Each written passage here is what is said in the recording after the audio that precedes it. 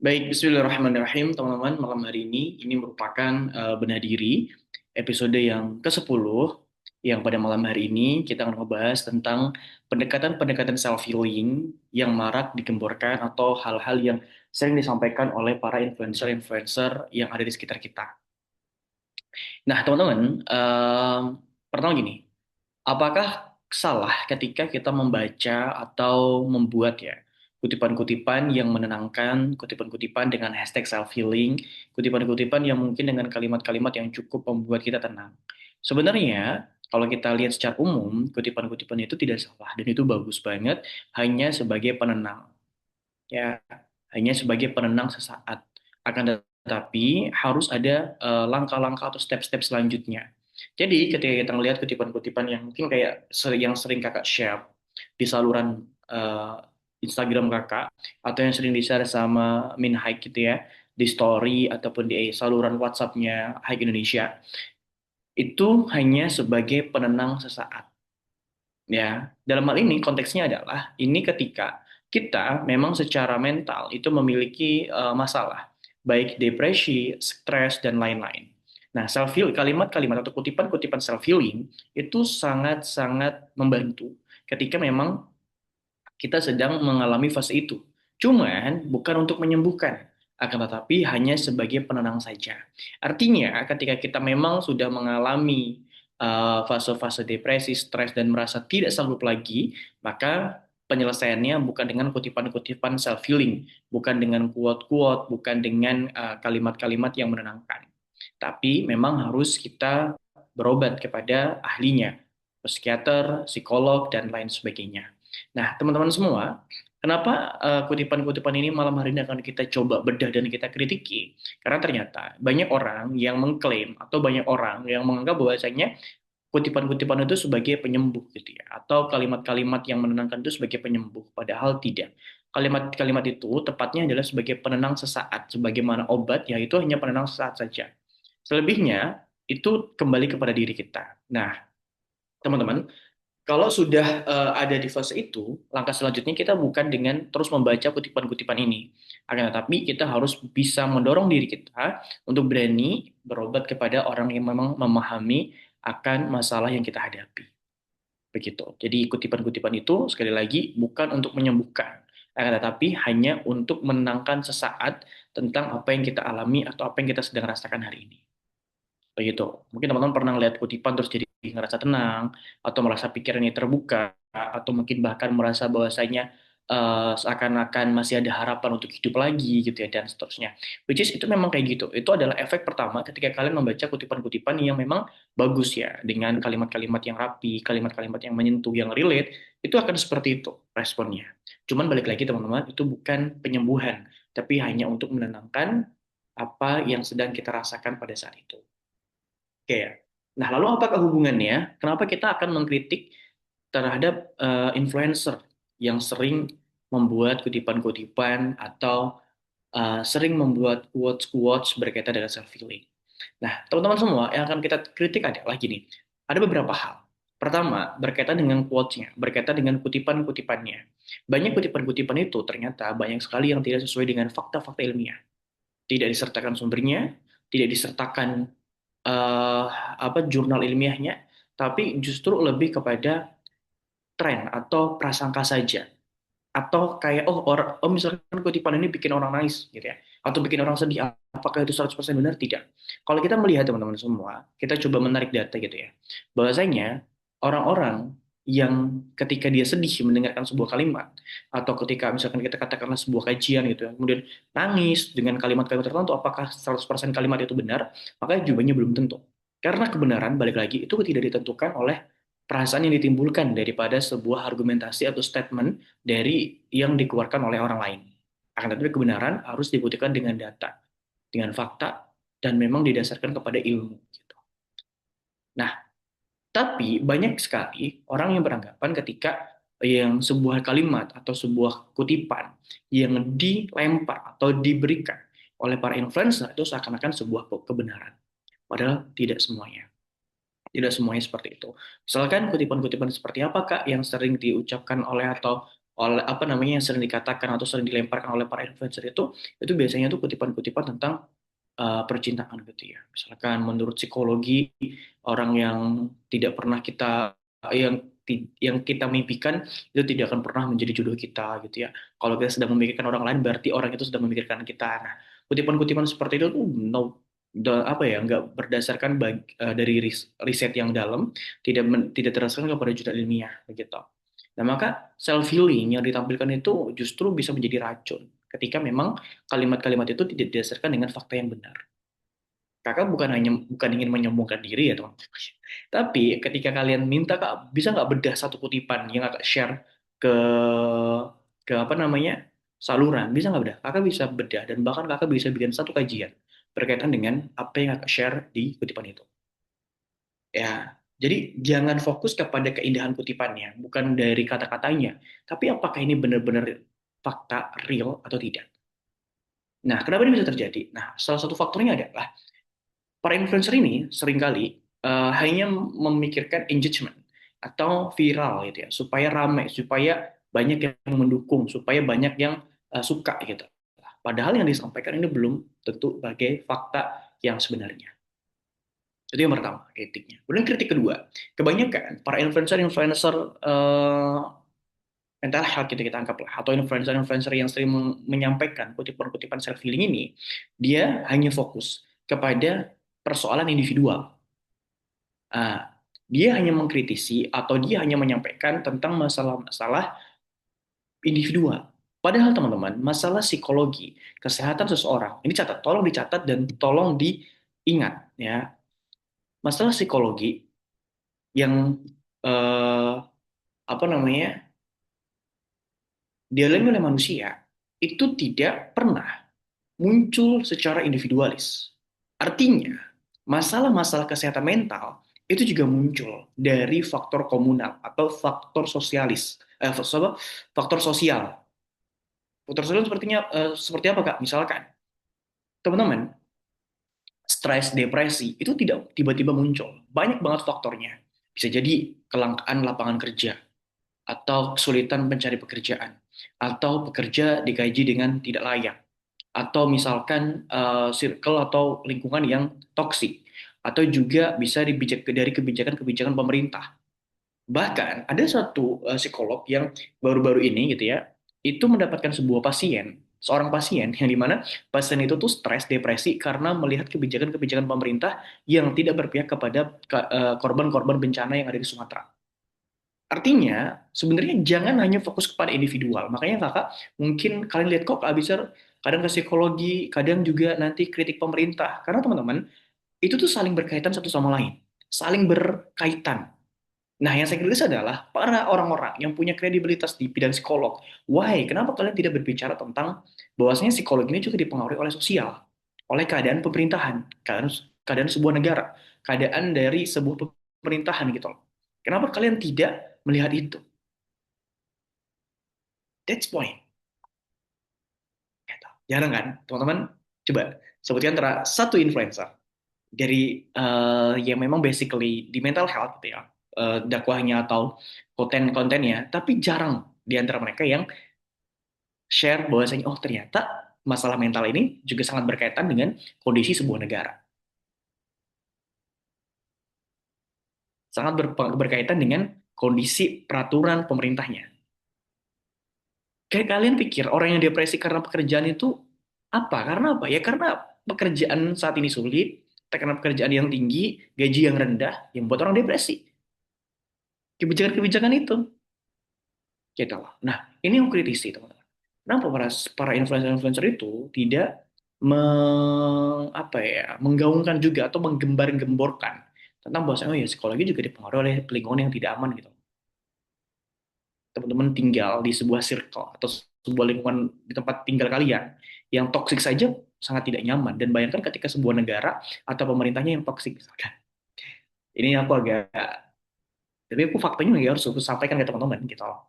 Bahwasanya itu sangat-sangat berkaitan, satu sama lain sangat berkaitan gitu ya. Jadi kritiknya ada dua hal. Pertama tentang sumber kredibilitas, tentang kutipan yang harus diperhatikan lagi dan teman-teman harus lebih kritis dengan hal ini. Dan yang kedua bahwasanya Jangan fokus kepada self healing itu kepada individualnya saja, tapi juga harus fokus kepada sosialnya. Apa yang berpengaruh? Kalian harus juga berbenah di situ. Bagaimana mungkin kita hanya fokus kepada individualnya dan ketika dia udah merasa baik, kemudian dia tinggal di sebuah lingkungan yang negatif, tentu dia akan sulit untuk merasa baik lagi. Gitu loh. Kemudian yang ketiga yang harus teman-teman pahami, kritik untuk kutipan-kutipan yang viral itu adalah em, apa seringkali gitu ya konten-konten itu hanya dibalut dengan video-video pendek gitu. Padahal teman-teman ketika kita sering nonton video-video pendek gitu ya itu justru hanya akan pertama mengganggu konsentrasi, kemudian menurunkan daya pikir kita, kemudian yang ketiga mengganggu kualitas tidur kita gitu. Nah, aku tuh padahal teman-teman kalau kita ngelihat ya, faktanya adalah ketika orang itu sering nonton TikTok gitu ya, nonton video-video TikTok, itu justru tingkat stresnya biasanya lebih tinggi. Nah, kenapa? Mereka malah sering hanya tidak pernah bikin kayak kayak gini misalkan nge-zoom atau bikin konten di YouTube misalkan dengan durasi yang panjang. Tapi kenapa malah lebih sering membuat konten-konten pendek yang sebenarnya mereka tahu video pendek ini akan berdampak buruk bagi kebanyakan orang. Itu poinnya.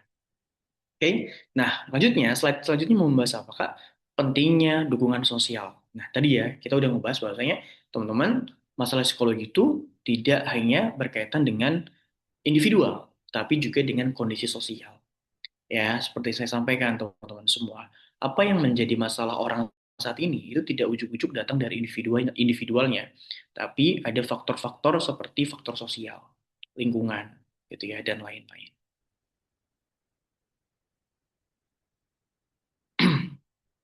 Gitu ya. Bentar ya.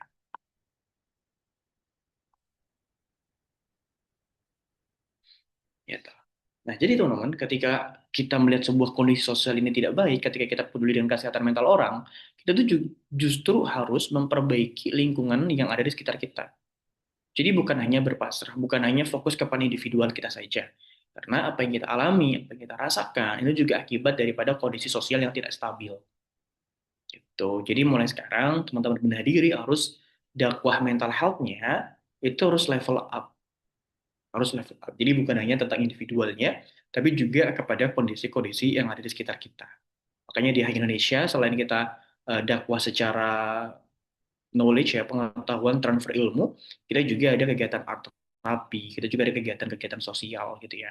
Hanya untuk supaya membantu orang-orang yang ketika dia keluar dari circle ini, di luar sana banyak banget kekacauan, tapi ketika mereka datang ke rumah Hak Indonesia, mereka merasa aman, dan itu yang akan kita ciptakan. Mungkin ini nggak bisa membantu banyak gitu ya dengan program-program ini, tapi ini kakak harap bisa sedikit membantu orang yang memang sudah join di Hak Indonesia. Begitu. Maka dari itu teman-teman, jangan hanya fokus kepada dakwah individualnya saja ketika teman-teman ingin belajar mental health, ingin dakwah mental health, ingin share tentang mental health, jangan hanya fokus kepada individualnya, tapi juga harus fokus kepada sosialnya. Karena kondisi seseorang itu sangat dipengaruhi oleh kondisi sosialnya. Seperti itu. Sederhananya gini teman-teman, ketika ada orang yang ketika dia stres atau depresi gitu ya, dengan apa yang dialami di pekerjaan atau di kehidupan, apa yang membuat mereka merasa tidak aman dan tidak nyaman atau membuat mereka stres? Logika sederhananya adalah bagaimana orang itu bisa fokus untuk bisa eh, tenang atau menyembuhkan dirinya atau bisa bahagia, sedangkan gitu ya kebutuhan-kebutuhan dasar saja itu sulit untuk mereka penuhi. Kebutuhan dasar ya seperti makan, tempat tinggal, pakaian gitu ya. Itu sulit untuk mereka penuhi. Lalu bagaimana mereka bisa benar-benar hidup dengan bahagia gitu. Ya, kita coba ngelihat daripada sudut pandang pentingnya dukungan sosial tadi. Jadi kalau secara kebutuhan dasarnya sudah terpenuhi, maka chance ya atau kesempatan orang itu bisa hidup lebih tenang dan bahagia itu lebih besar. Seperti itu. Itu makanya kita harus pentingnya kita harus belajar atau kita harus mulai bangun dan mulai mendakwahkan tentang pentingnya dukungan sosial kepada kesehatan mental atau pribadi orang lain seperti itu. Dan the last slide pada malam hari ini hanya tiga teman-teman, karena aku ingin membahas lebih ringkas saja. Lalu bagaimana Kak supaya kita bisa untuk membangun sebuah kondisi sosial yang baik, kondisi sosial yang bisa membantu banyak orang. Pertama gini teman, yang harus kalian ingat bahwasanya di negara ini kan ada yang namanya pemerintahan gitu ya, ada namanya presiden, ada namanya DPR dan seterusnya. Sebenarnya yang sangat bisa berpengaruh di dunia kenegaraan gitu ya, itu ya pemerintahnya, petinggi-petinggi negaranya. Ketika petinggi negaranya baik, sehat, benar gitu ya, mungkin secara sistem juga benar gitu ya, mungkin akan membantu orang itu lebih tenang, lebih sehat secara mental. Tapi sebaliknya ketika sistem sebuah negara itu salah, kemudian pemerintahnya juga amburadul ya, maka yang akan jadi korban adalah masyarakatnya, rakyatnya. Gitu. Nah, kemudian yang kedua, lalu langkah kecil apa Kak? Kalau itu kan kita melihat daripada sudut pandang pemerintahan atau kenegaraan yang mungkin itu sulit untuk kita capai hari ini.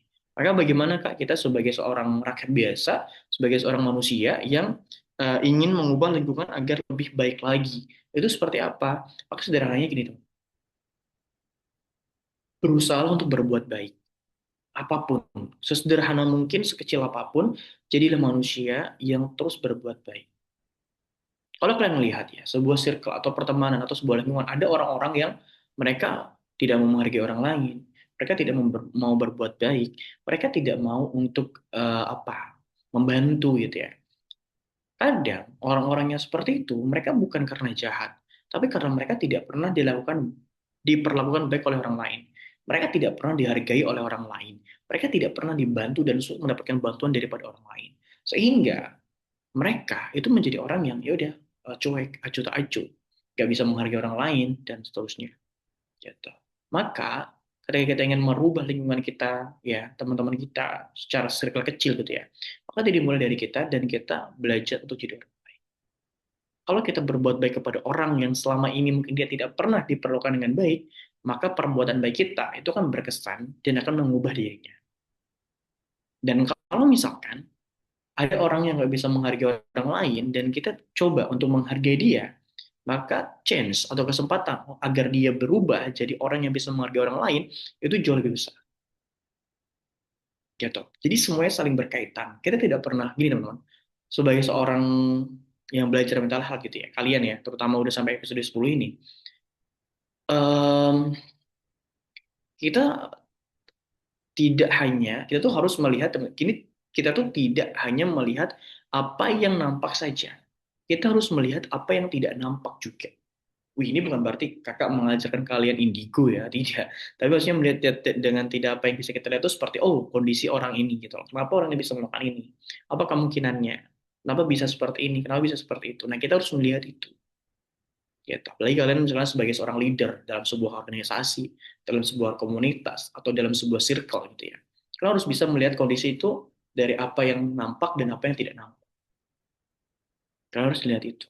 Nah, maka ketika teman-teman ingin memperbaiki circle tadi atau kondisi sosial atau ingin menjadi obat bagi kemanusiaan, maka mulailah untuk berbuat baik sekecil apapun, sekecil apapun. Karena bisa jadi perbuatan baik kita itu yang akan menjadi rantai kebaikan selanjutnya. Orang akan merasa dihargai ketika dia dihargai orang lain juga. Orang akan mau berbuat baik ketika dia juga dilakukan baik juga oleh orang lain. Ya, orang mau menghargai orang lain karena dia juga dihargai oleh orang lain. Orang mau membantu orang lain karena dia juga pernah dibantu oleh orang lain. Ini saling berkaitan. Memang mungkin teman-teman ada timbul pertanyaan, Kak, tapi ada kok orang yang udah dibantu tapi nggak tahu diri gitu. Ada, tapi itu pengecualian. Gitu. Ya, ada orang-orang yang memang kayak gitu, itu pengecualian. Tapi ketika orang itu normal, dia akan tahu namanya terima kasih. Dia akan tahu yang namanya berbuat baik. Dia akan tahu namanya pentingnya untuk orang lain. Jadi obat dari kemanusiaan di sosial kita, kalau kita melihat sebuah circle atau pertemanan yang tidak sehat, ya cukup dengan berbuat baik. Dan perbuatan baik kita, sekecil apapun, sesederhana apapun, itu bisa menjadi perbuatan yang sangat berarti bagi orang lain. Meskipun kita anggap kayak perbuatan kita biasa saja menurut kita, tapi menurut orang lain itu bisa merupakan perbuatan yang besar yang bisa merubah hidup seseorang. Pernah nggak teman-teman ketika kalian merasakan kesulitan, terus ada orang yang menolong, apa yang kalian rasakan? Kalian benar-benar lega banget, kalian benar-benar berterima kasih banget, dan kalian akan berusaha untuk membalas budi orang itu, dan kita akan berusaha jadi orang baik terus gitu. Gitu. Mungkin ini agak sedikit klise ya, tapi faktanya kayak gitu. Karena orang yang jahat, orang yang tidak baik, itu biasanya lahir dari perlakuan yang tidak baik juga. Maka ketika kita ingin membuat sebuah rantai kebaikan, ya kita harus tetap berbuat baik. Sederhana apapun, sekecil apapun itu. Tuh. Nah, itu teman-teman benar diri pada malam hari ini, yaitu berkaitan dengan kritik kepada influencer, dan teman-teman harus lebih kritis tentang hal itu. Teman-teman juga yang kedua harus sadar tentang pentingnya dukungan sosial, bahwasanya masalah mental health ini sebenarnya bukan hanya masalah individu saja, tapi juga masalah kondisi sosial yang ada di sebuah negara. Dan yang ketiga, ketika kita ingin mendapatkan circle atau kondisi sosial yang baik, kita juga bisa memulainya dari diri kita, yaitu dengan berbuat baik, dengan menolong orang lain, membantu orang lain, dan dengan mencoba menghargai orang lain. Karena perbuatan baik kita bisa menjadi awal daripada kebaikan-kebaikan berikutnya. Itu. Thank you teman-teman semua. Setelah ini, seperti biasa, kita akan buka Q&A hanya untuk 3 orang saja. Silakan.